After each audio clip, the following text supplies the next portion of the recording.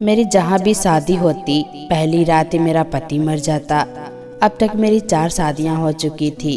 खानदान में मुझे सब मनहूस कहने लगे थे। मुश्किल से एक जगह मेरी शादी हुई तो मेरी जेठानी मेरे पति को पास नहीं आने देती थी। कहती थी मेरा देवर मर जाएगा। मेरा सारा काम मेरा भांजा ही करता था। तभी मैं पेट से हो गई। मेरी जेठानी ने मुझ पर बदचलन का इल्ज़ाम लगा दिया। जब मैंने डीएनए टेस्ट करवाया तो मेरे पैरों तले से ज़मीन निकल गई, क्योंकि वो बच्चा तो। आज मेरी शादी की पहली रात थी। इस रात के लिए हर लड़की के आंखों में बहुत से सुहाने सपने और ख्वाब होते हैं, जिनको आंखों में सजा कर वो मायके को छोड़कर ससुराल में कदम रखती है। वो सोचती है कि अब मेरी नई जिंदगी बहुत ही अच्छा होगा। मेरा पति मेरी तारीफ करेगा, मुझसे कहेगा कि तुम दुल्हन बनकर बहुत प्यारी लग रही हो। वो मुझे तोहफे देगा और अपने प्यार की बारिश मुझ पर निछावर कर देगा। हर लड़की अपनी शादी की पहली रात यही सब कुछ सोचती है, मगर मेरी बात ही कुछ और थी। मैं ये सब कुछ सोच ही नहीं सकती थी। मैं तो इस वक्त अपने पति के इंतजार में बैठी ये सोच रही थी कि पता नहीं मेरा पति जिंदा रहेगा भी या नहीं। शायद मैं दुनिया की पहली बीबी थी जो शादी की पहली रात ही अपने पति के मरने के बारे में सोच रही थी। मगर जो मेरे साथ बीत चुका था उसको देखते हुए ये सोचना कुछ अजीब नहीं था। मुझे बहुत डर महसूस हो रहा था। मैं अंदर ही अंदर डर रही थी कि कहीं हर बार की तरह इस बार भी मैं विधवा होकर अपने घर वापस न चली जाऊं। मैं अपने पति की जिंदगी के लिए मिन्नतें करने लगी कि इसे कुछ ना हो। रात धीरे धीरे बीत रही थी और अभी तक वो कमरे में नहीं आया था और मेरी जान सूली पे लटकी हुई थी। मैं यही सोच सोचकर परेशान हो रही थी कि अब क्या होगा। बस यही सब कुछ सोचते सोचते न जाने कब मुझे नींद आ गई। सुबह मेरी आँख खुली तो देखा कि सुबह के 8 बज रहे थे। मैंने हैरान होकर खुद को देखा तो मैं अभी रात वाले लहंगे और कपड़े में ही थी। कमरे का दरवाज़ा भी यूं ही बंद था। हैरत की बात तो यह थी कि किसी ने मुझे जगाया ही नहीं था।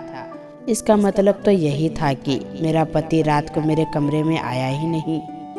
लेकिन क्यों, वो जिंदा भी है या नहीं, कहीं उसे कुछ हो तो नहीं गया। ये सोचते हुए मेरी जान निकलने लगी और मैं भागती हुई कमरे से बाहर गई ताकि देख सकूं कि क्या माजरा है। इस घर में शायद देर तक सोने का रिवाज था, क्योंकि बाहर तो सुबह के 8 बज रहे थे और सन्नाटा छाया हुआ था। हर कोई अपने कमरे में था। मुझे समझ नहीं आई कि अपने पति के बारे में किससे पूछूं, किसके कमरे का दरवाज़ा खटखटाऊं। इतने में मेरी जेठानी किचन से आती हुई नजर आई। उनके हाथ में चाय का कप था। शायद वो अपने लिए चाय बनाने गई थी। मुझे देखकर कहने लगी, तुम अभी तक रात वाले कपड़े में ही हो, तुमने कपड़ा क्यों नहीं बदला? मैंने झिझक कर अपने पति का नाम लिया और उनके बारे में पूछा कि रोशन कहाँ हैं। तो मेरी जेठानी को यह सुनकर बहुत गुस्सा आया और कहने लगी कि खबरदार, जो आज के बाद तुमने मेरे देवर का नाम लिया, तुम्हें इसे पति कहने का कोई भी हक नहीं है। यूँ समझो कि तुम इसकी बीवी नहीं हो। तुम जैसी मनहूस औरत को मैं अपना देवर हरगिज नहीं सौंप सकती। मेरा देवर तुम्हारे साथ नहीं रहेगा। तुम क्या चाहती हो मैं इसे तुम्हारे हवाले कर दूं, ताकि तुम इसे भी मौत की नींद सुला दो? ये सब बातें सुनकर मेरा दिल बहुत बुरी तरह दुख गया था और मैं रोते हुए अपने कमरे में आ गई। मैंने तो अभी तक अपने पति को जी भर के देखा भी नहीं था। सिर्फ शादी के वक्त ही उसकी थोड़ी सी झलक देखी थी और मेरे दिल में इसके लिए मोहब्बत जाग गई थी। मैंने तो शादी के वक्त उसके लंबी जिंदगी के लिए मन्नतें भी मांगी थी, तो मैं इसके लिए कुछ बुरा कैसे सोच सकती थी। रोने के बाद दिल का बोझ हल्का हुआ तो सोचा कि इसमें बुरा मानने वाली और रोने वाली क्या बात है। मेरी जेठानी भी अपनी जगह ठीक ही थी। कोई भी औरत होती तो वो यही करती। मैं रोते हुए अपने गहने उतार रही थी कि मेरे कमरे में कोई आया। मैंने चौंक कर देखा तो मेरी उम्र का एक नौजवान लड़का था, लेकिन वो मेरा पति नहीं था। वो मुझे नमस्ते करके कहने लगा कि मामी, मैं आपका भांजा हूँ। अभी मैं अपनी बड़ी मामी को आपसे बात करते हुए सुना। मैं उनकी तरफ से माफ़ी मांगने आया हूँ। बड़ी मामी को आपसे यूँ बात नहीं करनी चाहिए थी। और रोशन मामा को भी ऐसा नहीं करना चाहिए था। वो रात को मेरे कमरे में सोने आए थे और अभी तक वहीं सोए पड़े हैं। असल में बड़ी मामी की बात वो बहुत ज़्यादा मानते हैं। अपने भांजे की ये बात सुनकर मुझे थोड़ी सुकून मिली कि चलो कोई तो है जो इस घर में मेरा हमदर्द है। अभी हम बात ही कर रहे थे कि अचानक बाहर से चीखने की आवाज़ें आने लगी। कोई मेरे पति का नाम लेकर चीख रहा था कि रोशन को कुछ हो गया है। मेरे हाथ पांव भी सुन्न हो गए थे। मैं दंग रह गई थी। क्या फिर से मेरी तकदीर मेरे साथ कोई भयानक खेल खेलने लगी थी? मेरा भांजा मुझे वहीं छोड़कर जल्दी से भागकर बाहर गया। मैं सोचने लगी कि क्या इस बार भी नसीब की स्याही मुझे विधवा कर देगी। डर के मारे मेरा दिल बुरी तरह धड़कने लगा था, पसीना छूटने लगे थे। मेरा दिल चाहा कि मैं भी बाहर जाकर देखूं कि आखिर माजरा क्या है, मगर हिम्मत नहीं हुई। मैं वहीं कमरे में अपने पति के लिए प्रार्थना करने लगी। मेरा नाम सुनीता है। मैं एक खुशहाल घराने से हूँ।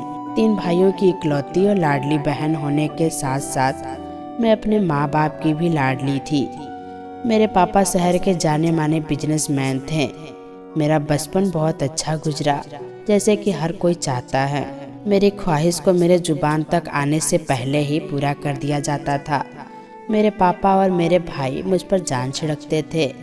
जो चीज़ भी मैं मांगती थी, चाहे वो दुनिया के दूसरे ही कोने से क्यों ना हो, मेरे पापा मुझे लाकर देते थे। वो मुझे अपनी खुशकिस्मती की चाबी कहते थे। पापा का कहना था कि जब मैं पैदा हुई तो शायद मेरी ही वजह से उनके घर में इतनी तरक्की हुई है। पापा कहते थे कि तुम्हारा पैदा होने से कुछ साल पहले मेरे हालात बहुत ख़राब हो गए थे, मगर जैसे ही तुम दुनिया में आई, तुम्हारे नसीब की वजह से हमारे लिए सब कुछ आसान हो गया। इसीलिए वो मुझे बहुत ही ज़्यादा मानते थे।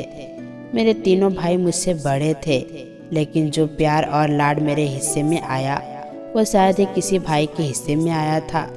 मेरे पापा जब भी किसी नए प्रोजेक्ट की शुरुआत करते तो उसका उद्घाटन मेरे ही हाथों से करवाते थे। वो मुझे अपने साथ अपने दफ्तर ले जाते थे। यहाँ तक कि जब हमें अपना नया घर बनवाना था, इसकी नींव भी रखने के लिए पहली ईंट मेरे पापा ने मेरे हाथ से रखवाई थी। इतना प्यार, इतनी इज्जत और इतना मान कम ही किसी बेटी के हिस्से में आता है, और मैं खुशकिस्मत थी कि मुझे ऐसा मिला। लेकिन शायद किस्मत को मेरा इम्तहान लेना था, या इसे मेरा यूं चैन से रहना पसंद नहीं आया कि वो मुझे आजमाने पर तैयार हो गया। भाइयों की शादी के बाद पापा ने मेरे लिए रिश्ता देखना शुरू किया। मैं पढ़ी लिखी और खूबसूरत थी और सबसे बढ़कर अमीर बाप की बेटी थी, तो मेरे लिए रिश्ता मिलना मुश्किल नहीं था। पापा की ही एक दोस्त के बेटे के साथ मेरी शादी हो गई। मैं अपनी शादी से पहले बहुत खुश थी और मेरा यही ख्याल था कि अब मेरी बाकी की ज़िंदगी भी वैसे ही गुजरेगी जैसे शादी से पहले थी। लेकिन जो कुछ हुआ वो तो मैं सोच भी नहीं सकती थी। अचानक मेरे नसीब बदल गए। शादी की पहली रात थी। वापस जाते हुए हमारी गाड़ी की बुरी तरह एक्सीडेंट हो गया और इस हादसे में मेरे पति की जान चली गई। लेकिन मैं साफ तौर पर बच गई और मैं सुहागन बनने से पहले ही विधवा हो गई। शादी की पहली रात का टूटा सपना लिए मैं वापस अपने घर में हमेशा हमेशा के लिए आ गई। ये ऐसा दुख था जिसने मेरे माँ बाप के कंधे झुका दिए थे। वो एकदम से बूढ़े लगने लगे थे, क्योंकि जवान बेटी घर वापस आ जाए तो बाप वक्त से पहले ही बूढ़ा हो जाता है। मेरा तो बहुत ही बुरा हाल था। मेरी जिंदगी शुरू होने से पहले ही ख़त्म हो गई थी। मैंने बड़ी मुश्किल से खुद को संभाला, वरना एक गम ऐसा था कि मैं आसानी से संभल नहीं पाती। मेरी शादी को कुछ ही घंटे हुए थे और मेरा अपने पति से कोई मोहब्बत का रिश्ता नहीं था, लेकिन था तो वो मेरा पति ही। और ये भी कड़वा सच था कि अब मैं विधवा हो चुकी थी। कुछ ही दिन गुजरा कि बड़े भाई और भाभी का रवैया मुझसे बदलने लगा। बड़ी भाभी तो बात बात पर मुझसे लड़ने और झगड़ने के बहाने ढूंढने लगी। फिर वही हुआ जो वो चाहती थी। वो बड़े भाई को लेकर अलग हो गई। इनके देखा देखी छोटी भाभी के भी पर निकलने लगे और वो भी ऐसा ही चाहने लगी कि वो भी एक अलग घर की मालकिन हो। शायद इन दोनों को बर्दाश्त नहीं होता था कि इनके पति यानी मेरे भाई हर वक्त मुझे दिलासा देने में लगे रहते थे। पापा ने लड़ाई से बचने के खातिर सब भाइयों को अलग अलग कर दिया ताकि कल को इनमें फूट न पड़े। मैं अपने माँ बाप के साथ अलग हो गई। मेरे भाई मेरे पास आते थे और मेरा हालचाल पूछते थे, और यह बात कि मैं विधवा रहूं भाइयों को पसंद नहीं आती थी। आखिरकार पापा ने 1 साल के बाद मेरी दूसरी शादी का फैसला किया। इस बार भी पापा ने अपने जैसे लोगों में मेरा रिश्ता तय कर दिया था। इन लोगों को मेरे पहले शादी के बारे में मालूम था, मगर इन्हें कोई एतराज नहीं था। एक बार फिर से मैं दुल्हन बनी और आंखों में ख्वाब सजाए अपने मायके से ससुराल चली गई। लेकिन मैं क्या जानती थी, यह मेरे नसीब में अभागी लिख दी गई है, क्योंकि मेरा दूसरा पति भी शादी की पहली रात ही मर गया। वह मेरे कमरे में आने से पहले ही अपनी जान की बाजी हार गया था। मालूम हुआ कि शायद उसे काफ़ी तेज बुखार होने के कारण वो इस दुनिया को छोड़कर चला गया है। मैं दूसरी बार विधवा हुई तो लोगों की जुबानें खुल गईं और लोग मुझे मनहूस कहने लगे और मुझसे पीछा छुड़ाने लगे। यहाँ तक कि मेरे अपने खानदान के लोगों ने मेरा दिल बहुत ही ज़्यादा दुखाया। वो समझते थे कि शायद ये मेरी बदकिस्मती है जो मैं अपने पति को रास नहीं आती हूँ, और वो शादी की पहली रात ही मर जाते हैं, जबकि इसमें मेरा कोई कसूर नहीं था। कौन चाहता है कि वो विधवा हो जाए? मैं भी ऐसा नहीं चाहती थी, लेकिन जो भी हुआ इसमें सब मुझे ही कसूरवार ठहरा रहे थे और मुझे ताने देते थे। पापा ने अब की बार मेरी तीसरी शादी एक गरीब खानदान में की। वो लोग मेरे बारे में सब जानते थे, लेकिन मेरी दौलत के लालच में उन्होंने इस रिश्ते को मंजूर कर लिया। इस बार मेरे पापा ने ज़्यादा लोगों को पता नहीं चलने दिया कि वो मेरी तीसरी शादी कर रहे हैं। सिर्फ मेरे घर वाले ही शादी में मौजूद थे। मेरा यह पति मुझसे उम्र में 10 साल बड़ा था और वह गरीब घराने से था, लेकिन फिर भी मेरे पापा ने मुझे ब्याह दिया क्योंकि वो चाहते थे कि मेरा घर बस जाए। शायद अब की बार मैं सुहागन बन जाऊं। मैं अंदर से बहुत डरी हुई थी कि पता नहीं अब की बार क्या होगा। मैं ये नहीं मानती थी कि मैं मनहूस हूँ। मेरा एक ख्याल था कि हर इंसान की मौत उसके तय वक्त पर होती है, और अब अगर मेरे पहले और दूसरे पति शादी की पहली रात ही मर गए तो भला इसमें मेरी क्या कसूर है। लेकिन जब तीसरी बार भी मेरे साथ यही हुआ तो मैं भी ये सोचने पर मजबूर हो गई कि शायद वो लोग जो मेरे बारे में समझते हैं वो ठीक है, क्योंकि तीसरी बार भी मेरा पति शादी की पहली रात ही मर गया था। मैं तीसरी बार भी विधवा हो गई थी। लोग हमदर्दी के बहाने मेरे जख्मों पर नमक छिड़कते थे। अब खानदान वालों ने हमारे घर ही आना छोड़ दिया था, यहाँ तक कि वो हमें शादी ब्याह में बुलाना भी छोड़ दिए थे। मेरी भाभी मुझे अपने बच्चों के पास नहीं आने देती कि कहीं मेरी मनहूसी उनके बच्चों को कोई नुकसान ना पहुँचा दे। मेरे पापा की मेरी वजह से तबीयत खराब रहने लगी थी और मैं नहीं चाहती थी कि इनको कोई तकलीफ पहुँचे।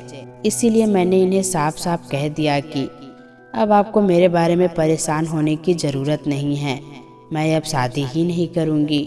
बहुत दिन यूं ही गुजर गए और मैं अपनी ज़िंदगी में व्यस्त हो गई। मैंने खुद को पढ़ाई लिखाई में व्यस्त कर लिया ताकि मैं किसी काबिल बन सकूं। मैं अपनी ज़िंदगी से शादी का नाम ही निकाल चुकी थी। लेकिन फिर एक दिन पापा ने मुझे अपने पास बुलाया और कहने लगे कि मेरी ज़िंदगी का अब कोई भरोसा नहीं है। मैं चाहता हूँ कि अपने जीते जी मैं तुम्हें विदा कर दूँ। तुम्हारे लिए एक बहुत अच्छा रिश्ता आया है। इन लोगों को तुम्हारे बारे में सब कुछ मालूम है, फिर भी वो शादी करना चाहते हैं। हालांकि मैंने इन्हें सब कुछ बता दिया, लेकिन उन्हें इस रिश्ते से कोई एतराज़ नहीं था। तो मैं तुम्हारी शादी वही करना चाहता हूँ। मैंने यह सुनकर पापा को मना कर दिया कि मैं हरगिज़ भी अपने आप को एक नए तजुर्बे के लिए तैयार नहीं कर सकती। लेकिन पापा ने मुझे अपनी कसम देकर शादी के लिए तैयारी कर लिया, और इस शादी के बाद मैं अपने ससुराल में थी। मैं अपने कमरे में बैठी डर रही थी, न जाने मेरे पति का क्या हाल होगा, जो सभी चीख चिल्ला रहे थे। मैं कमरे से बाहर जाने ही लगी थी कि मेरा भांजा कमरे में आ गया और कहने लगा कि फिक्र की कोई बात नहीं है। असल में मेरी जेठानी के बेटे का नाम भी रोशन है। वो गिर गया था, इसीलिए बड़ी मामी परेशान होकर चिल्ला रही थी कि रोशन को चोट लग गया है। लेकिन अब घबराने की कोई बात नहीं है। उसको डॉक्टर के पास ले गए थे और वो अब बिल्कुल ठीक है। मैंने भगवान का शुक्र अदा किया और सुकून का सांस लिया। मेरा भांजा प्रवीण बहुत ही अच्छी सोच वाला था। मेरा पति तो मुझे बुलाना तक गवारा नहीं करता था, मगर ये मेरे सारे काम करता था और मेरे आगे पीछे घूमता था। मैंने कई बार अपने पति से बात करने की कोशिश की, मगर वो जब भी मेरी तरफ बढ़ने की कोशिश करता तो मेरी जेठानी उसे आंखें दिखाती और वो चुपचाप वहाँ से चला जाता। मेरी जेठानी तो मेरे भांजे को भी मना करती थी कि मेरे पास ना बैठा करे और मुझसे दूर रहे, मगर वो उनकी नहीं सुनता था। एक काम मेरे पति का था कि वो मेरे लिए बोलता, मगर जब भी मेरी जेठानी मुझे डांटती तो मेरा भांजा ही मेरे आगे ढाल बनकर खड़ा होता। मैं समझ नहीं पा रही थी कि जब यही सब कुछ करना था तो इन लोगों ने मेरे लिए रिश्ता ही क्यों भेजा। शायद यह सब उस दौलत के पीछे थे जब मेरे बाप ने मेरे नाम की थी, लेकिन इन्हें लालच में आने की क्या जरूरत थी। ये भी अच्छे खासे खाते पीते लोग थे, फिर क्या वजह थी कि मुझसे शादी की। मैं जितना इस बारे में सोचती उतना ही उलझ जाती। एक दिन मैं घर गई तो मैंने अपने पापा से पूछा कि आपको ये रिश्ता कहाँ से मिला। तो पापा कहने लगे कि एक दोस्त ने ही इन लोगों के बारे में बताया था कि उस लड़के ने शायद तुम्हें कहीं देख लिया था और वो तुम्हें पसंद करता था, इसीलिए अपना रिश्ता तुम्हारे लिए भेजा था। ये सुनकर तो मैं हक्का बक्का रह गई कि ये क्या चक्कर है। मेरे पति रोशन ने इसीलिए रिश्ता मेरे घर भेजा था कि वो मुझे पसंद करते हैं, लेकिन शादी के बाद अब तक एक दिन भी मुझे ऐसा नहीं लगा कि इसने मुझसे पसंद की शादी की हो। यहाँ तक कि वो तो मुझे देखना भी गवारा नहीं करता था। मेरा शक और गहरा होने लगा कि वाकई में कोई तो ऐसी बात जरूर थी, वरना सब कुछ जानते बुझते मुझसे शादी करना कोई मामूली बात तो नहीं थी। मैं अपने पति की हरकतों पर नज़र रखना शुरू कर दी थी कि शायद इस तरह पति का राज मालूम कर सकूं, जिसकी वजह से मैं इस घर में थी।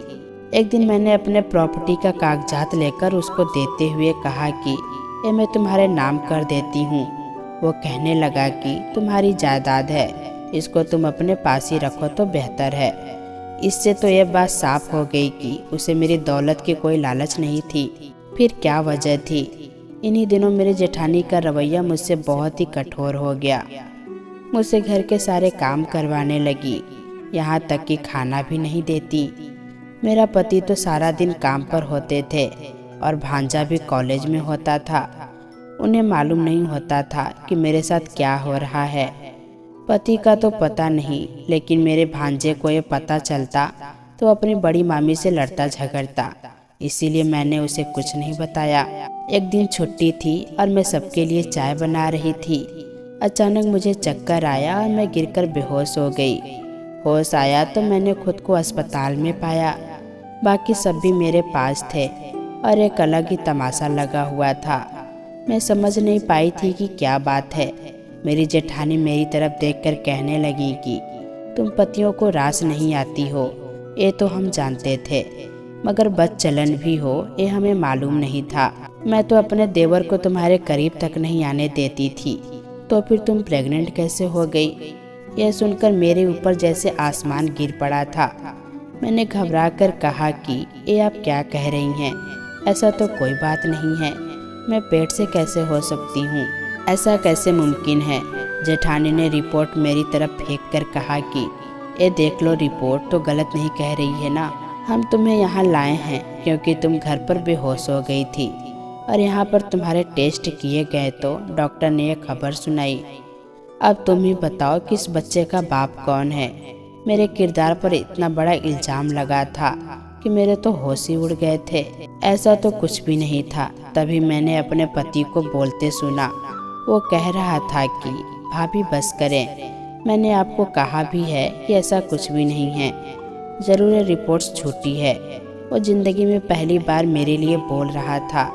मेरा भांजा भी वहीं मौजूद था, लेकिन आज वो बिल्कुल चुप था और उसकी ये चुप्पी मुझे बहुत ही बुरी लग रही थी। उसे मेरे किरदार की गवाही देनी चाहिए थी। मेरी जेठानी कहने लगी कि नहीं, मुझे तो अभी ये जानना है कि ये किसका बच्चा है। डीएनए टेस्ट करवाओ। अचानक मेरा पति चीख कर बोला कि अब बस बहुत हो गया। मैं अब तक आपकी सारी बातें खामोशी से मानता आया हूँ, लेकिन अपनी बीबी के किरदार पर मैं एक उंगली भी बर्दाश्त नहीं कर सकता। आप इसे मनहूस कह रही हैं, जबकि आप तो यह तक नहीं जानती कि इसकी जिंदगी उजाड़ने के पीछे आपके ही भांजे का हाथ है। ये आपका भांजा एक दिमागी मरीज है। इसके पहले 3 पतियों की मौत का जिम्मेदार भी यही है। मैंने इसकी डायरी पढ़ी तो मुझे मालूम हुआ कि ये सुनीता के लिए पागल है, जबकि वो तो इसको जानती तक नहीं है, और वो अपने पागलपन में सुनीता के 3 पतियों की जान ले ली है ताकि वो इसे अपना बना सके।